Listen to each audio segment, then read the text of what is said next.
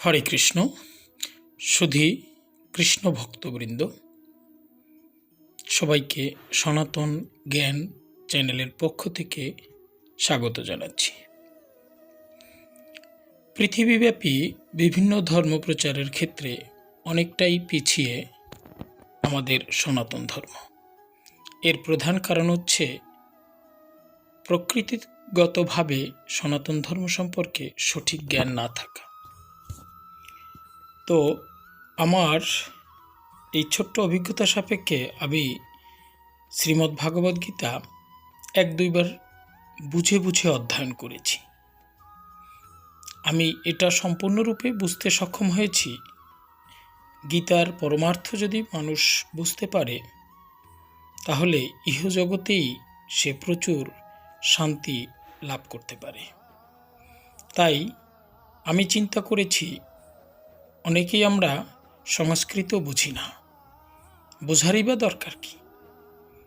আমরা যারা বাংলা বুঝি তারা বাংলাতেই গীতাকে অধ্যয়ন করি, গীতাকে জানি, গীতার জ্ঞানকে ধারণ করার চেষ্টা করি।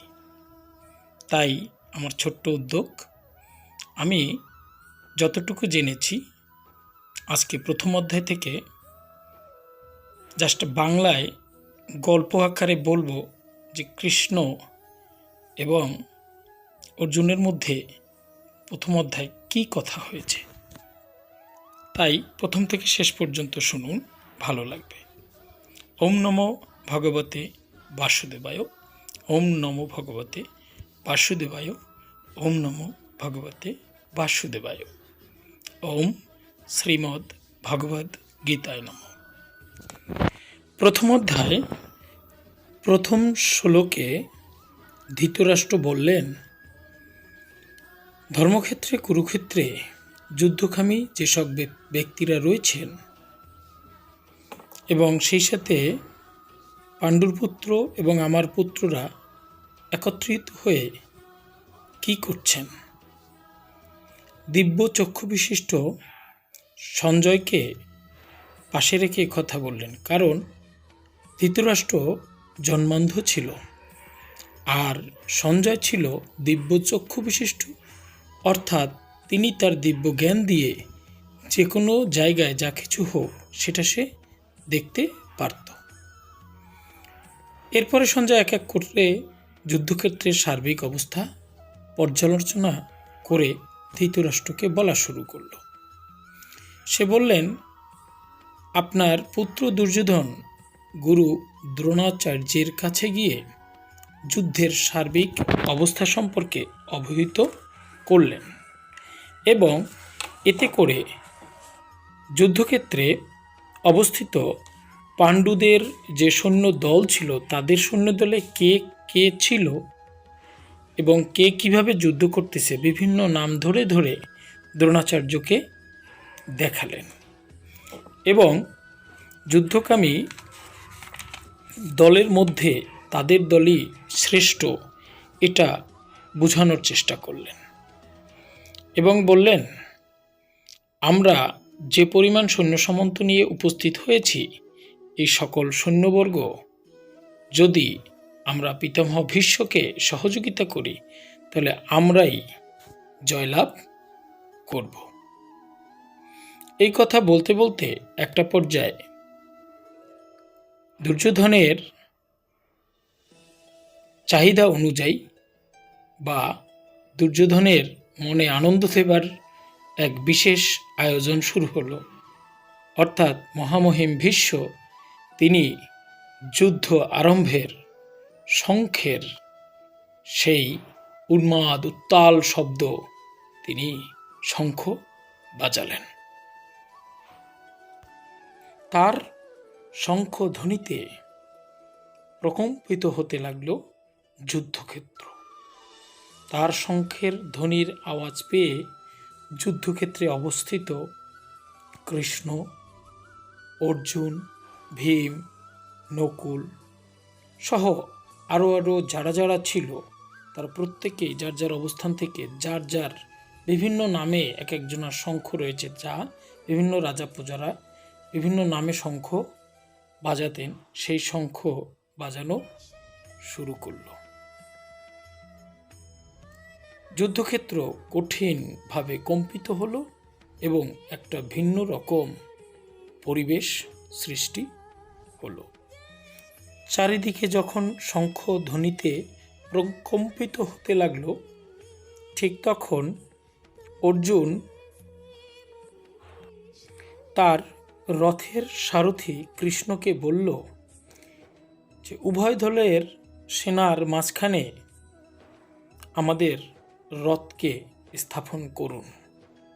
আমি দেখতে চাই যুদ্ধক্ষেত্রে আমার প্রতিপক্ষ কোন কোন বীর যোদ্ধারা যুদ্ধ করার মানুষে উপস্থিত হয়েছে, আমাদেরকে হত্যার উদ্দেশ্যে কারা মাঠে বা যুদ্ধ ময়দানে উপস্থিত হয়েছে।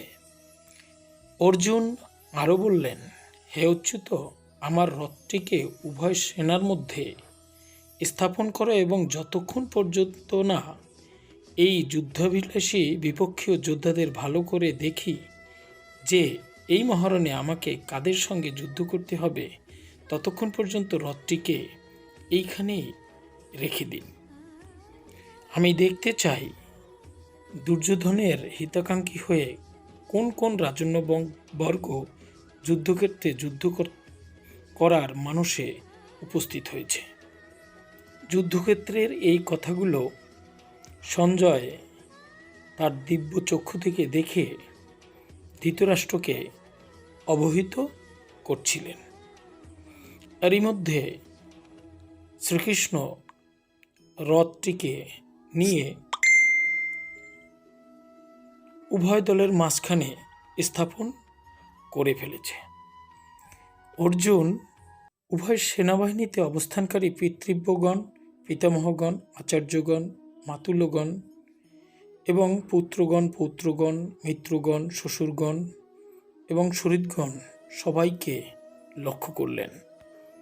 যুদ্ধক্ষেত্রে অবস্থানরত এই সকল ব্যক্তিদেরকে অর্জুন দেখে খুবই কষ্ট পেল এবং করুণার্দ্র হয়ে বিষণ্ণ চিত্তে ভগবান শ্রীকৃষ্ণের কাছে বললেন, হে কৃষ্ণ, যুদ্ধক্ষেত্রে সমবেত এই যুদ্ধাভিলাষী স্বজনদের দেখে আমার অঙ্গ প্রত্যঙ্গাদি আসন্ন হচ্ছে, আমার মুখ শুকিয়ে যাচ্ছে, শরীরে কম্পন ও রোমাঞ্চ হচ্ছে, আমার গান্ডীব ধনুক হাত থেকে পড়ে যাচ্ছে, ত্বকে খুবই জ্বালাবোধ করছে, মনে যেন ঘুরছে, তাই আমার দাঁড়িয়ে থাকার সামর্থ্য থাকছে না। অর্জুন বললেন, হে কেশব, আমি তো অশুভ লক্ষণ সকল দেখছি এবং যুদ্ধে আমার প্রিয় স্বজনদের হত্যা করার মাধ্যমে আমি কোনো মঙ্গল দেখতেছি না। অর্জুন বললেন, হে কৃষ্ণ, আমি জয় চাই না, রাজ্য ও সুখভোগও চাই না। হে গোবিন্দ, আমাদের রাজ্যের কি প্রয়োজন আছে? আর সুখভোগে ও জীবন ধারণেই বা কি প্রয়োজন? আমরা যাদের জন্য রাজ্য, ভোগ, সুখাদি কামনা করি, তারাই অর্থ এবং প্রাণের আশা ত্যাগ করে যুদ্ধের জন্য উপস্থিত। আচার্যগণ, পিতৃব্যগণ, পুত্রগণ, পিতামহগণ, মাতুলগণ, শ্বশুরগণ, পৌত্রগণ, শ্যালকগণ এবং অন্যান্য আত্মীয়গণ উপস্থিত রয়েছেন। হে মধুসূদন, আমাকে বধ করতে উদ্যত হলে অথবা ত্রৈলোকের রাজ্যের জন্য আমি এদের বধ করতে চাই না। অতএব পৃথিবীর রাজত্বের তো কথাই নেই। হে জনার্দন, ধৃতরাষ্ট্রের পুত্রদের বধ করে আমাদের কি সুখ হবে? এই সকল আততায়ীদের বধ করলে তো আমাদেরই পাপ হবে, তাই না? অতএব হে মাধব, দুর্যোধনাদি ও তাদের বান্ধবগণকে বধ করা আমাদের উচিত নয়।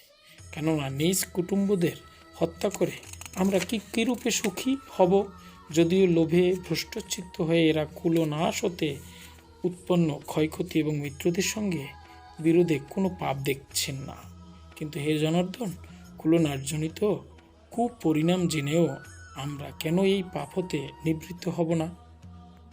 অর্জুন আরও বললেন, কুলক্ষয়ে সনাতন কুলধর্ম নষ্ট হয়, ধর্ম নষ্ট হলে সমস্ত কুলে পাপ ছড়িয়ে পড়ে। হে কৃষ্ণ, পাপ অত্যন্ত বৃদ্ধি পেলে কুলস্ত্রীগণ দৃষ্ট হয়। কুলস্ত্রীগণ দৃষ্ট হলে বর্ণসংকর উৎপন্ন হয়। বর্ণসংকর যদি উৎপন্ন হয় তাহলে কুল ঘাতকদের এবং কুলকে নরকগামী করে এবং শ্রাদ্ধ তর্পণ হতে বঞ্চিত হওয়ায় পিতৃপুরুষগণও অধোগতি প্রাপ্ত। এই সকল বর্ণ সংকরকারক দোষে কুলনাশকারীদের সনাতন কুলধর্ম ও জাতিধর্ম নষ্ট হয়ে যায়। হে জনার্দন, আমরা শুনেছি যাদের কুলধর্ম নষ্ট হয় তাদের অনিশ্চিত কাল পর্যন্ত নরকে বাস করতে হয়। হায় দুর্ভাগ্য, আমরা বুদ্ধিমান হয়েও কি মহাপাপ করতে প্রবৃত্ত হয়েছি। রাজ্য ও সুখভোগের আশায় স্বজন বধ করতে উদ্যত হয়েছি। অর্জুন বললেন, যদি আমাকে শস্ত্ররহিত ও প্রতিকারহীন অবস্থায় দেখে শস্ত্রধারী ধৃতরাষ্ট্রের পুত্রেরা বধ করে তবে সেই মৃত্যুও আমার পক্ষে কল্যাণজনক হবে। সঞ্জয় তার দিব্যচক্ষু দিয়ে দেখে ধৃতরাষ্ট্রকে উক্ত কথাগুলো বলছিলেন এবং সর্বশেষে সঞ্জয় আবার বললেন যে অর্জুন তার এই চিন্তা থেকে তার হাতে যে ধনুর্বাণ ছিল সে উদ্বিগ্ন চিত্তে শোকে তার ধনুর্বাণ ত্যাগ করে রথের মধ্যে বসে পড়লেন। শুধু কৃষ্ণ ভক্তবৃন্দ, প্রথম অধ্যায় অর্জুন বিষাদ যুগে অর্জুনের যত কষ্টের কথাগুলো শ্রীকৃষ্ণের কাছে শেয়ার করলেন।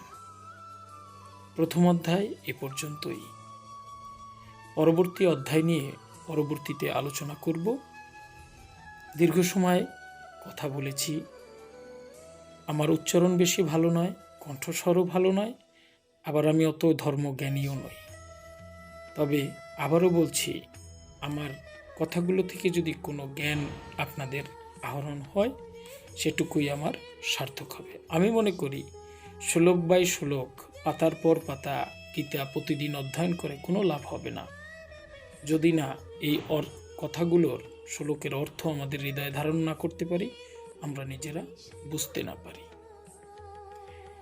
সবার কাছ থেকে আবারও ক্ষমা চেয়ে নিচ্ছি, কথায় বা কাজে ভুল হলে মার্জনার দৃষ্টিতে দেখবেন। হরে কৃষ্ণ, হরে কৃষ্ণ।